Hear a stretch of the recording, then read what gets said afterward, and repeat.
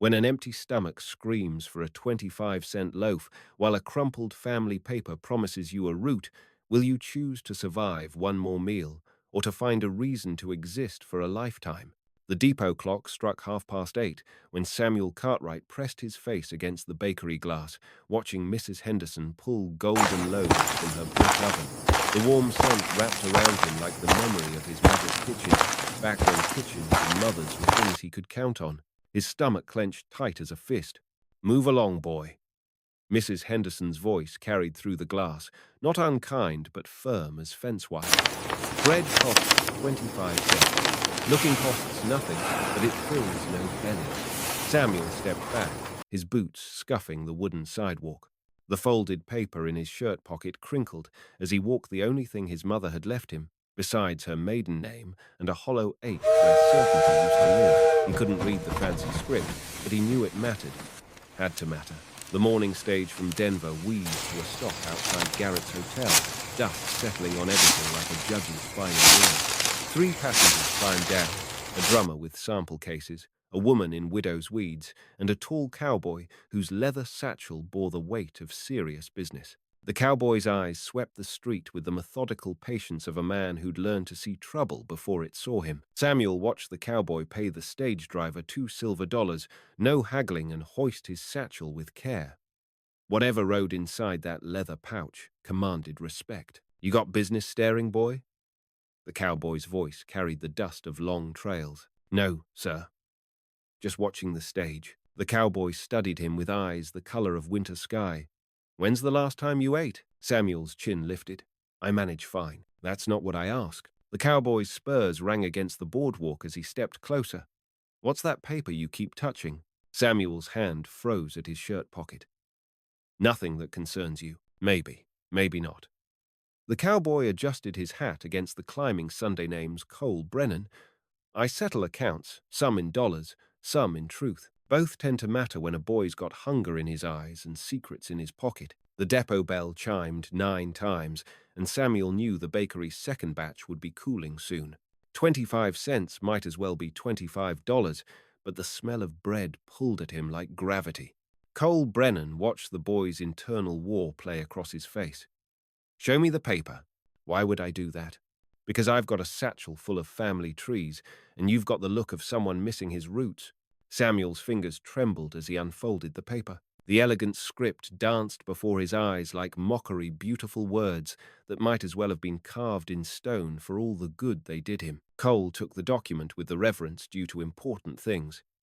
His weathered face went still as winter water. "This is a marriage certificate.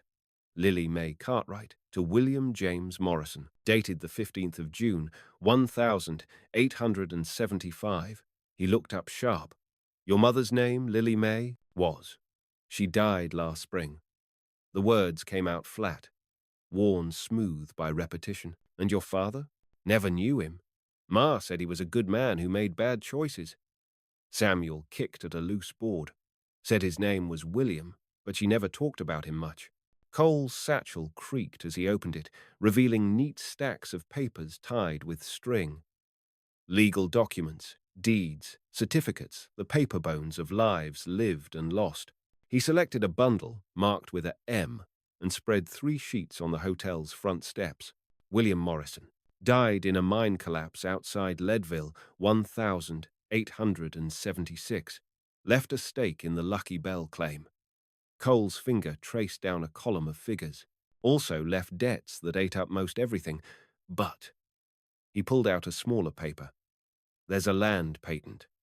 40 acres up Willow Creek, about 6 miles north." Samuel's breath caught. That belongs to me? If you're his son, and this marriage certificate proves your mother's claim." Cole refolded the documents with practiced care. "But there's a problem. Man named Augustus Vance has been working that land for 2 years, claiming squatters' rights. Says William Morrison never left any heirs." The bakery door opened, and Mrs. Henderson emerged with a basket of day-old bread. Going to the church for Sunday donation, she announced to the morning air, "Can't let good food go to waste." Samuel's stomach growled loud enough to shame him. Cole reached into his vest and produced a silver quarter. "Boy needs sustenance for what's coming next." What's coming next? Samuel asked, pocketing the coin. We're riding to Willow Creek. Time to introduce you to your inheritance. The horses Cole rented from the livery cost $2 for the day, a bay mare for Samuel, and a sturdy roan for himself. The stable boy threw in saddles and tack for an extra 50 cents, warning them that the creek trail got rocky after the first bend. They rode north through meadows still green with late summer grass, the August sun climbing toward its daily throne. Samuel clutched the reins with one hand and the precious papers with the other, afraid the wind might steal away his only proof of belonging somewhere. Your mother never mentioned the land? Cole asked as they forded a shallow creek. She talked about wide spaces sometimes, said there was a place with good water and room to breathe. Samuel's voice caught. I figured it was just dreams. Dreams and deeds look similar until you hold them up to the light. They crested a low hill, and the Willow Creek Valley spread below them like a promise. A cabin sat near the water, smoke rising from its chimney. Fenced pasture held a dozen head of cattle, and someone had planted corn in neat rows behind the house. That's your 40 acres, Cole said, and that's Augustus Vance's sweat, making it productive. Samuel stared at the scene. It looked like everything he'd ever wanted: a home with substance, work that mattered, land that stayed put. But another man's labor had built this piece. What if he won't leave? Cole's hand rested on the butt of his Colt. Then we'll see how much his squatter's rights cost him. They approached the cabin as the sun reached its noon perch. Augustus Vance emerged from the cornfield with a hoe in his weathered hands. A man built for endurance, shoulders bent by honest work. His eyes took in the two riders with the wariness of someone who'd learned that visitors often brought trouble. Help you, gentlemen? Vance's voice carried the careful politeness of the frontier.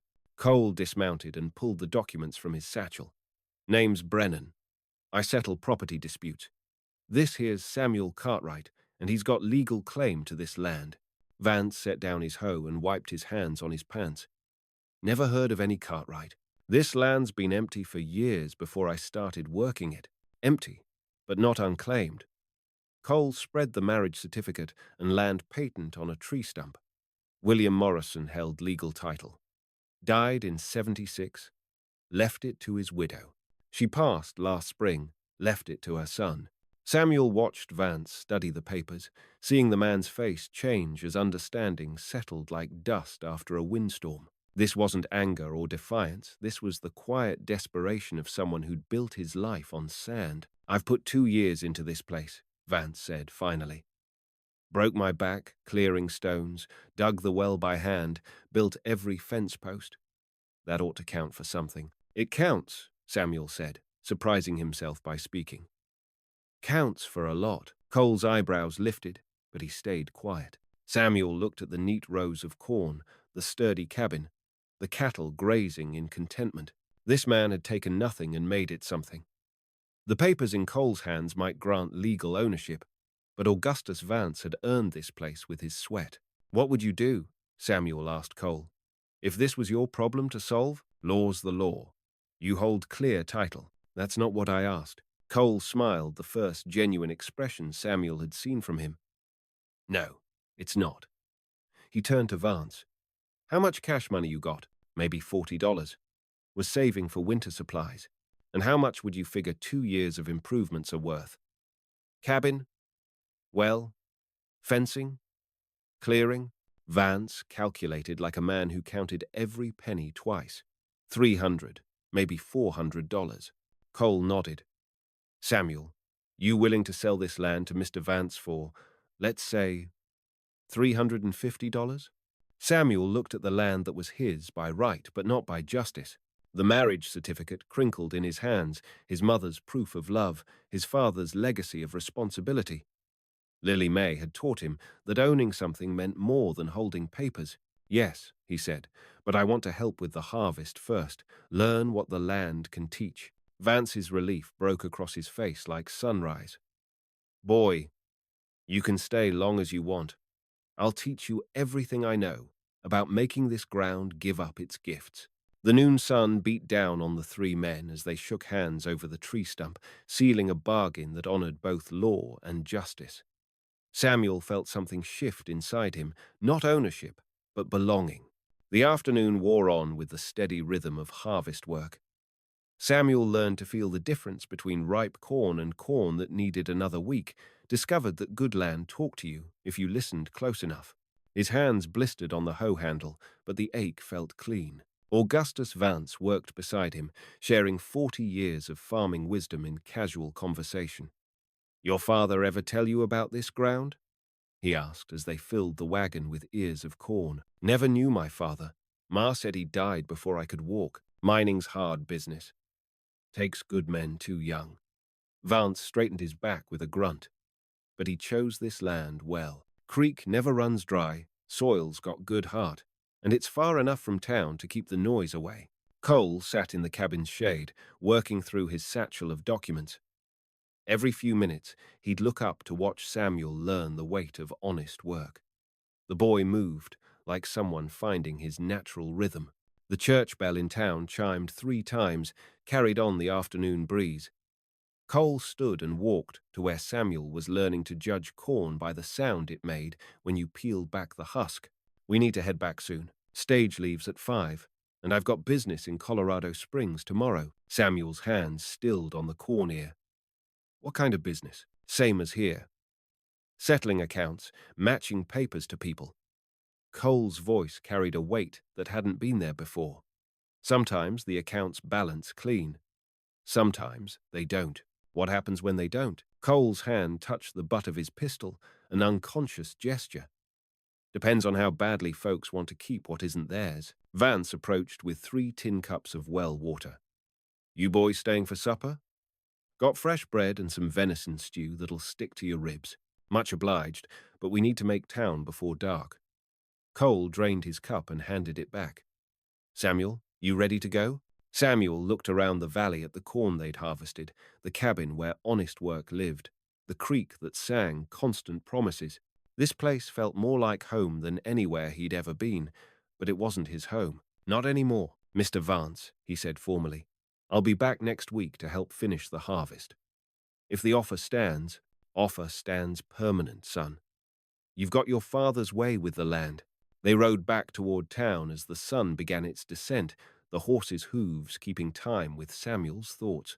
The $350 rode heavy in his pocket, more money than he'd ever imagined having, enough to buy his own small piece of ground somewhere. "Where will you go now?" Cole asked as the town's rooftops came into view. "Don't know yet, but I know what I'm looking for." "What's that?" "A place where the work matters and the ground doesn't lie to you." Cole nodded approval. "That's good wisdom for a young man." They were a mile from town when they saw the smoke. The church bell was ringing frantically, not marking time but calling alarm. Riders galloped past them, heading toward the commotion, and Cole spurred his horse to match their pace. "Fire at the depot!" someone shouted. "Started in the telegraph office." They reached Main Street to find half the town forming bucket brigades, while the other half watched helplessly. The depot building blazed like a torch, flames licking at the stage office next door. Mrs. Henderson stood outside her bakery, clutching a basket of bread and looking ready to run if the fire jumped the street. Cole dismounted and pushed through the crowd to where Sheriff Daniels was trying to organize the firefighting. "How'd it start?" he called over the noise. "Telegraph operator says a man came in around 4 o'clock asking about sending a message to Colorado Springs." Daniels wiped soot from his face. Next thing anyone knew, the whole back wall was burning. Samuel felt cold despite the heat from the flames. What did this man look like? Tall, thin, wore a black coat. Had eyes like winter and a voice that carried authority. The sheriff squinted through the smoke. "Why? You know him?" Cole's face went granite hard. "Samuel, where's your satchel?" Samuel's blood turned to ice water. The leather bag sat where they'd left it, tied behind Cole's saddle, but the straps hung loose, and the flap gaped open like a wound. Cole reached the satchel in 3 strides and rifled through the contents. His curse split the evening air like an axe. The Morrison file. Everything about your father's claim, the mine records, the death certificate, it's all gone. Who would want? Same man who's been working that mine claim for 2 years, telling everyone William Morrison died without heirs. Cole's hand found his gun butt. "Augustus Vance just bought your land legal and proper, but there's still the matter of your father's mining stake." The Lucky Bell's been producing silver for 3 years now. Samuel's mind raced. The man at the telegraph office was sending word to Colorado Springs that William Morrison's son turned up alive and documented. Cole swung into his saddle, and someone didn't want that message reaching the wrong ears. The depot roof collapsed in a shower of sparks, and Mrs. Henderson's breadbasket tumbled forgotten to the ground. Samuel stared at the scattered loaves' sustenance, turned to waste, while bigger hungers prowled the night. "We're riding to Colorado Springs," Cole said. "Tonight, but the stage office just burned down, and our thief's got a head start."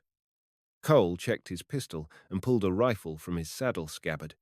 "Sometimes accounts get settled with more than paperwork, boy. You ready for that kind of arithmetic?" Samuel thought of his mother's marriage certificate, of papers that proved he belonged somewhere, of the mining claim that represented his father's sweat and dreams. The bread he'd craved that morning seemed like a child's want compared to this adult hunger for justice. "I'm ready." They rode out of town as the church bell fell silent and the fire settled into steady burning. Behind them, the depot crumbled into ash and memory. Ahead, the mountain road stretched dark and full of reckoning. The Colorado Springs depot buzzed with pre-dawn activity when Cole and Samuel arrived at 5:30, their horses lathered from the night ride. The eastbound train wheezed steam like a mechanical dragon, and passengers lined up with the weary patience of early travelers. Cole's eyes swept the platform with hunter's focus. There, black coat, thin as a rail, talking to the conductor. Samuel followed his gaze to a man who looked like winter had taken human form. The stranger's pale hands gestured as he spoke, and even from 50 feet away, his voice carried the authority Cole had described. "That's Martin Kelway," Cole said, dismounting. "Runs the Lucky Bell Mine Company. Also runs rougher business when legal methods fail him." They tied their horses and approached the platform as the locomotive's whistle shrieked departure warning. Kelway turned at the sound, and his winter eyes locked onto Cole's face with recognition that meant trouble. "Mr. Brennan." Kelway's voice could have frosted windows. "Didn't expect to see you in Colorado Springs. Didn't expect to chase a thief this far." Cole's hand rested easy on his pistol butt. "You've got something that belongs to this boy." Kelway's gaze shifted to Samuel, with the dismissive evaluation of someone pricing livestock. "I've got nothing that concerns a vagrant child. William Morrison's mining records say different." The platform crowd began to thin as passengers boarded, but a handful of early-rising locals remained witnesses to whatever would unfold. Mrs. Patterson from the church auxiliary clutched her prayer book. The depot master checked his pocket watch with nervous frequency. William Morrison died childless. Kelway's voice never wavered. "I have it, on good authority." Cole pulled out his remaining documents, copies he'd made of the marriage certificate and land patent. Boy's got his father's name and his mother's proof. That makes him legal heir to whatever Morrison left behind. Papers can be forged. So can telegraph messages. Cole stepped closer. "How much silver has the Lucky Bell produced since Morrison died? How much went to his rightful heir, and how much went to lining your pockets?" The locomotive's bell clanged boarding call, and Kelway glanced toward the train cars with the look of a man calculating escape routes. His right hand inched toward his coat pocket. Samuel spoke for the first time since they'd arrived. "My mother never cared about money. She just wanted me to know I came from somewhere." Kelway's laugh sounded like breaking glass. "Sentiment doesn't file mining claims, boy." "No, but death certificates do." Samuel's voice grew stronger. "And marriage licenses. And legal documents that prove William Morrison had a wife and son." He stepped forward, matching Kelway's cold stare with heat born of righteous anger. "You've been stealing from a dead man's family for 3 years. That ends now." The depot master approached with the careful steps of someone walking between fighting dogs. "Mr. Kelway, the train's ready to depart. You have your ticket?" Kelway's hand moved toward his pocket, but Cole's Colt cleared leather faster than thought. The distinctive click of the hammer cocking back brought silence to the platform. "Easy now," Cole said conversationally. "Just show us what you took from my satchel. Nice and slow." Mrs. Patterson gasped and clutched her prayer book tighter. The depot master backed away, hands raised. Several other witnesses formed a loose circle, drawn by the drama but ready to scatter if violence erupted. Kelway's thin smile held no warmth. "You're making a mistake, Brennan. I have powerful friends, and I have a powerful dislike for thieves." Cole's gun never wavered. "The papers. Kelway. All aboard." The conductor called from the train car steps. Kelway's hand emerged from his pocket, holding a thick envelope. "These documents are forgeries. I was taking them to Denver for expert examination." Samuel recognized his father's mining records through the envelope's opening. 3 years of silver production reports, claim registrations, and partnership agreements, the paper foundation of his inheritance. "Hand them to the boy," Cole instructed. Kelway's eyes darted between the gun, the train, and the watching crowd. His face twisted with the arithmetic of a cornered animal. "This isn't over." "It is for now." Cole kept his weapon steady as Kelway passed the envelope to Samuel. The train whistle blew final departure, and the locomotive lurched into motion. Kelway watched his escape route pull away from the platform with the expression of a man who'd bet everything on the wrong horse. Samuel opened the envelope and found more than mining records. Legal correspondence revealed the Lucky Bell's true value, not just a modest silver claim, but part of a larger vein that had produced over $12,000 in ore during the past year. His father's quarter share would have meant financial security for life. $12,000, he said wonderingly. Kelway straightened his black coat with forced dignity. "The mines played out. Those figures are historical. Then you won't mind returning the boy's lawful share of the historical proceeds." Cole's voice carried the finality of a judge's sentence. $3,000 should settle the account. I don't carry that kind of money. Then you'll wire it to Samuel's account at the First National Bank. Cole's smile held no kindness. "Today," Mrs. Patterson stepped forward with surprising courage. "I witnessed every word of this conversation. Martin Kelway, I've known you since you were knee-high to a grasshopper, and your mother would be ashamed of what you've become." Other witnesses nodded agreement. The depot master found his courage. "Mr. Kelway, I heard you admit to taking those documents. That's theft in any man's book." Kelway looked around the circle of faces and saw his reputation crumbling like cheap brick. In a small town, a man's word was his currency, and his credit had just been called in. "The bank opens at 9, he said finally. "We'll be waiting," Cole replied. The sun climbed over the mountain peaks as the crowd dispersed, carrying the morning's drama to every breakfast table in Colorado Springs. Samuel held his father's papers with hands that no longer shook, not from fear, but from the weight of justice finally balanced. Cole holstered his weapon and adjusted his hat. "Still hungry for bread, boy?" Samuel laughed, surprising himself with the sound. "Hungry for a lot of things, but bread sounds like a fine place to start." They walked toward the town's bakery as the morning bells chimed 7 times, their footsteps keeping rhythm with the promise of accounts settled and family trees finally bearing fruit.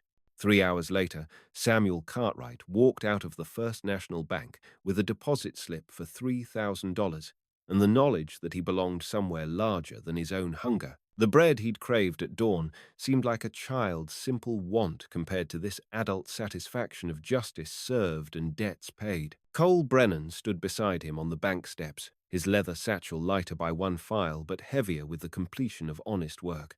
"What's next for you, Samuel? Going back to help Augustus finish the harvest? Then maybe I'll look for my own piece of ground." Samuel folded the bank slip with the same care his mother had used for her marriage certificate. "But first, I want to visit my father's grave in Leadville, pay my respects proper." Cole nodded approval. Family trees need tending, same as any growing thing. The Colorado Springs depot had already begun rebuilding from its morning drama. Martin Kelway had departed on the noon train, his reputation in ruins but his freedom intact. Sometimes justice wore a gentler face than vengeance. Samuel touched the papers in his shirt pocket, his mother's marriage certificate, his father's mining documents, the bank slip that represented 3 years of stolen labor, returned. Not just papers anymore, but proof of belonging to something larger than himself. Mrs. Patterson approached from the church steps, her prayer book tucked under her arm. "Young man, will you be staying in town?" "Just for tonight, ma'am." Then I'm heading back to help with the harvest." She smiled with the warmth of someone who'd witnessed justice and found it good. "There's fresh bread at the church social tonight. Good bread and plenty of it." Samuel looked at Cole, who was already reaching for his horse's reins. The afternoon stage would carry the account settler to his next appointment with other people's unfinished business. "Thank you, ma'am. I'd be honored to share your table." As Cole rode away toward whatever balance sheet awaited him next, Samuel stood in the Colorado Springs sunshine and felt the weight of his father's legacy settle around his shoulders like a well-fitted coat. He thought of Augustus Vance's corn waiting to be harvested, of good ground that didn't lie, of bread freely shared and justice honestly served. The boy who'd hugged hunger that morning was gone, replaced by a young man who'd learned that family trees grew strongest when tended by hands willing to do the work of belonging. If something in this story touched you, linger with us. We'll handle the rest.